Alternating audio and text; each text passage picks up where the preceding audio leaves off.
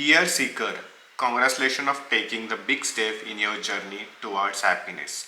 I hope that the insights I have shared have helped you understand what true happiness is and how you can cultivate it. Think of it like a tree that needs nourishing, nurturing, and love. Hey guys, welcome back to the another video. Today we are going to talk about the book The Happiness Story by the Savi Sharma. I have read almost all her books. Like previous there are 4 books about the stories, and everywhere you will see the same kind of thing, same kind of graphic. But this book is a kind of a difference. This book is completely different, and it's more fall into the non-fiction category rather than it's a story.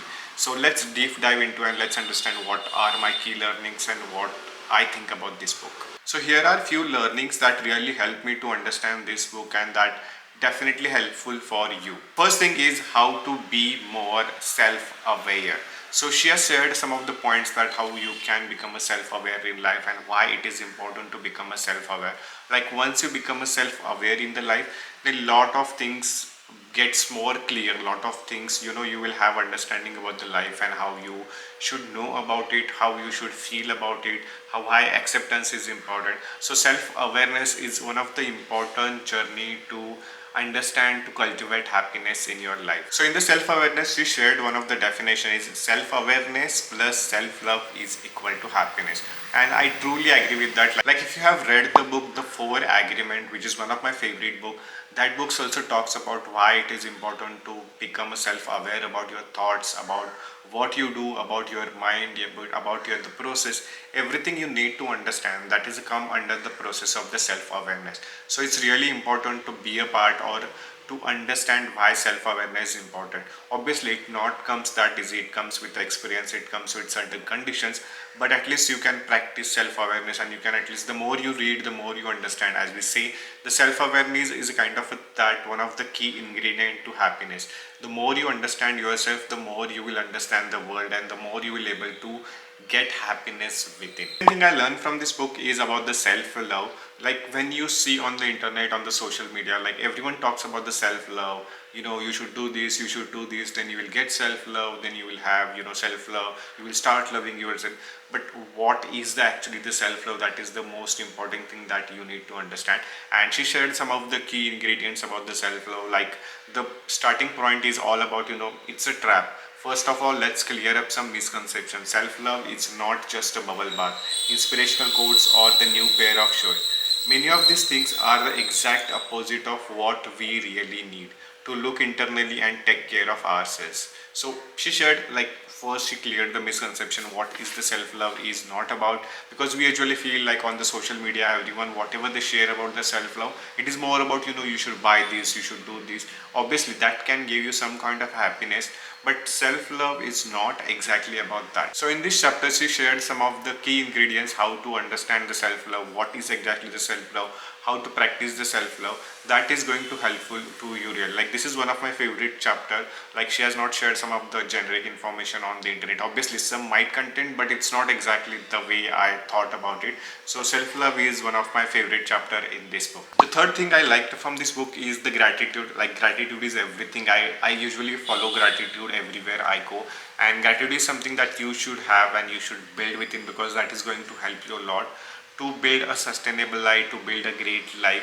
And some of the things I usually do, like if you follow me on the Instagram, then you must have seen my sticky notes, you must have seen my thank you notes.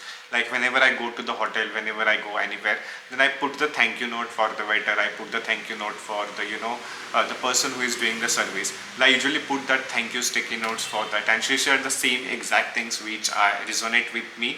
So like there is a six point which says say thank you often. Like thank you everyone, thank you for your driver, thank you for your watchman, thank you for everyone, that whatever they do, single act of kindness or whatever the gesture they do, you should say thank you to them. Or write notes of the gratitude, which is usually I follow, like kind of a sticky notes. If you follow me on the Instagram, if you do not follow, then make sure you go check out the link and make sure you follow me on the Instagram to get such more and more updates about everything.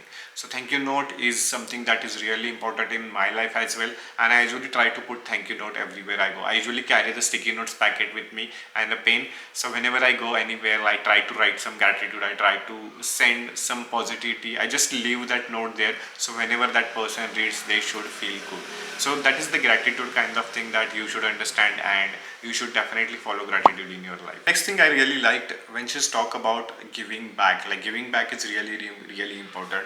Like I personally believe that when you have a lot of things, like you, if you are the privilege, if you have a lot of things, then it's important to give back to the society, give back to the world.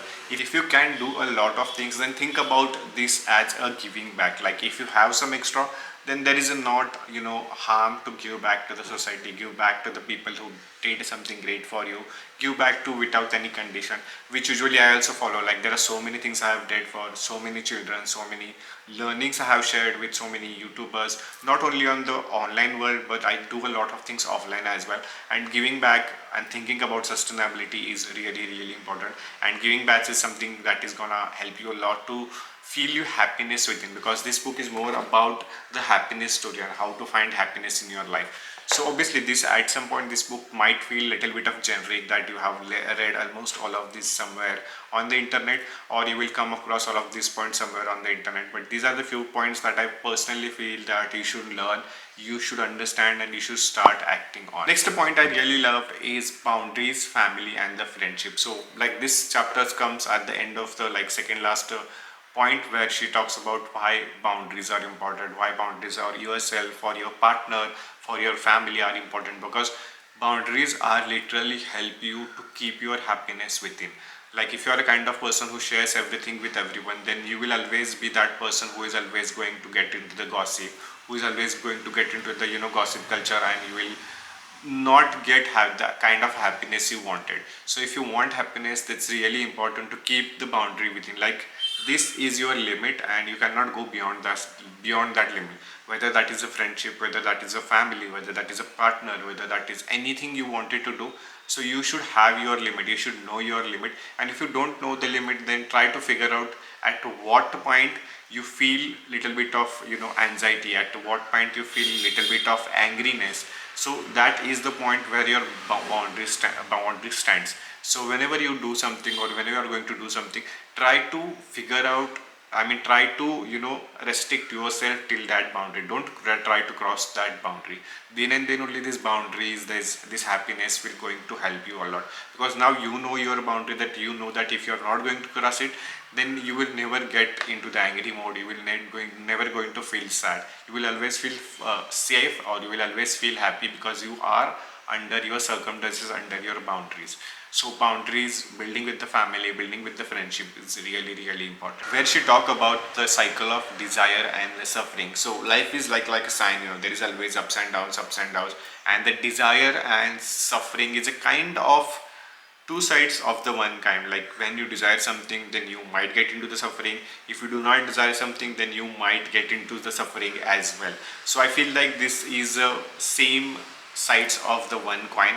And the more you understand about your desire, the less you expect from anyone, then suffering will be the less. So I'm not going to talk about this last chapter detail, because here the most of the essence that you are going to find in this book. So this is more about the happiness story. In the conclusion, if I want to talk about, if you read a lot of blogs, or if you read a lot of self-help books, or if you read lot of self-help articles on the internet, then you might find this book is a kind of a little bit ordinary, little bit like you are reading a lot of things that you have already read on the internet. But if you are the first time user, or if you are a first time person who are entering into the non-fiction category, or if you are entering into the first time for this self-help, self-love category, then this book is a good guide for your happiness. But obviously it depends on you as well, like if you have read a lot of articles or not.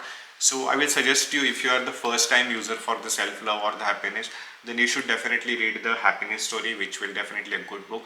But if you are not read, if you have read a lot of books, then I will suggest you can buy it, but you can skip few chapters as well. Like there is a lot of chapters, and you can skip few chapters as well, because it is more about the non-fiction book, and this is only helpful like for the readers who are new into this genre about the self-love and the category. So that's more about this Savi Sharma's book. I have already made one playlist about all other books and what I liked, what I disliked about the books. So if you wanted to check out this video, you will all the books find by the Savi Sharma. And if you are looking for a more of the book recommendation, then check out this playlist where I shared a lot of books that you should read. And don't forget to join our WhatsApp group and the Telegram channel as well as the newsletter for more updates. So that's all for the today's video. See you in the next one.